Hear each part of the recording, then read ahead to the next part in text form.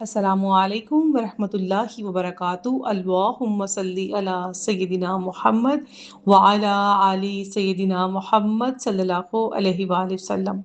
پیاری بہنوں، آج ہم اس عظیم ہستی کا تذکرہ کریں گے جنہیں تاریخ صبر کی ملکہ اور شیر خدا کی بیٹی کے نام سے یاد کرتی ہے۔ وہ ہستی جنہوں نے کربلا کے بعد حق کا پرچم بلند رکھا، ظلم کے ایوانوں کو ہلا دیا اور یزید کے بڑے دربار میں ایسی حق گوئی فرمائی کہ آج بھی اس کی گونج سنائی دیتی ہے۔ وہ عظیم ہستی ہیں حضرت زینب بنت علی۔ حضرت زینب حضرت علی اور حضرت فاطمہ زہرا علیہ السلام کی صاحبزادی اور رسول اللہ صلی اللہ علیہ وآلہ وسلم کی نواسی تھی۔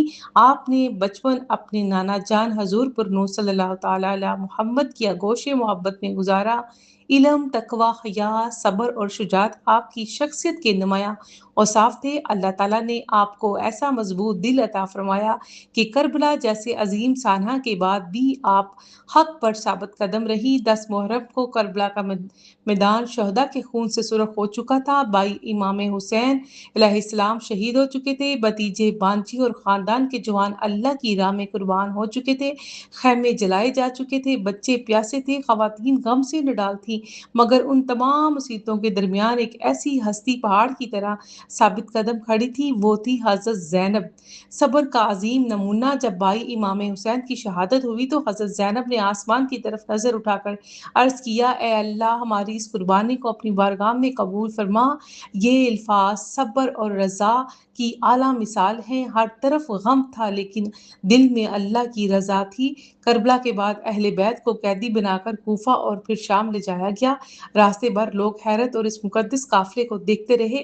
یہ وہ عظیم ہستیاں تھیں جنہیں لوگ محبت سے دیکھتے تھے، لیکن حقیقت میں اہل بیت قیدی نہیں تھے۔ قیدی تو وہ تھے جو ظلم، غرور اور دنیا کی محبت میں گرفتار تھے۔ جب اہل بیت کو یزید کے دربار میں پیش کیا گیا تو یزیدی اپنی ظاہری طاقت اور حکومت پر مغرور تھا۔ دربار سجا ہوا تھا، وزیر، امیر اور درباری موجود تھے۔ یزید سمجھ رہا تھا کہ وہ کامیاب ہو گیا، لیکن اسے معلوم نہ تھا کہ آج ایک ایسی خاتون بولنے والی ہے جس کی آواز تاریخ کا رخ بدل دے گی۔ حضرت زینب کھڑی ہوئی، آپ نے اللہ کی حمد و ثنا بیان کی اور پھر نہایت جرأت کے ساتھ فرمایا، اے یزید، کیا تو یہ سمجھتا ہے کہ آج زمین و آسمان کے راستے ہم پر تنگ کر دیے گئے ہیں اور ہم تیرے قیدی بن گئے ہیں؟ تو جتنی تدبیریں کرنا چاہتا ہے کر لے، جتنا زور لگانا چاہتا ہے لگا لے، اللہ کی قسم تو ہمارے ذکر کو مٹا نہیں سکتا اور نہ ہی ہماری وحی کی روشنی کو بجھا سکتا ہے۔ حضرت زینب نے فرمایا، تیری حکومت چند دن کی ہے، تیرا غم، تیرا غرور ختم ہو جائے گا، لیکن حق ہمیشہ زندہ رہے گا۔ یہ الفاظ صرف یزید کے لیے نہیں تھے بلکہ ہر زمانے کے ظالموں کے لیے ایک پیغام تھے۔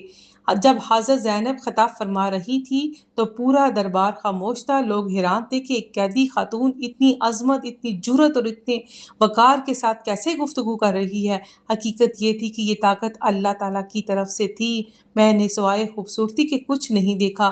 حضرت زینب کے صبر کا سب سے عظیم جملہ وہ ہے جب ان سے پوچھا گیا کہ آپ نے کربلا میں کیا دیکھا تو آپ نے فرمایا، میں نے سوائے خوبصورتی کے کچھ نہیں دیکھا، یعنی اللہ کی رضا، شہداء کی قربانی اور حق کی سربلندی میرے نزدیک سب سے بڑی خوبصورتی تھی۔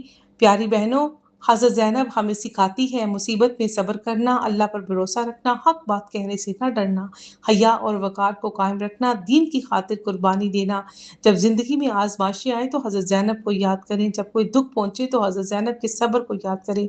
پیاری بہنوں، اللہ تعالیٰ جس بندے سے محبت رکھتا ہے اسے آزمائشوں سے بھی گزارتا ہے، لیکن صبر کرنے والوں کو بے حساب اجر عطا فرماتا ہے۔ اے اللہ پاک، ہمیں حضرت زینب جیسا صبر عطا فرما، ہمیں حق پر ثابت قدم رکھ، ہمیں ہر حال میں تیری رضا پر راضی رہنے کی توفیق عطا فرما۔ اہل بیت اطہار کی محبت ہمارے دلوں میں ہمیشہ قائم رکھ۔ صلی اللہ تعالی علی محمد صلی اللہ علیہ وآلہ وسلم۔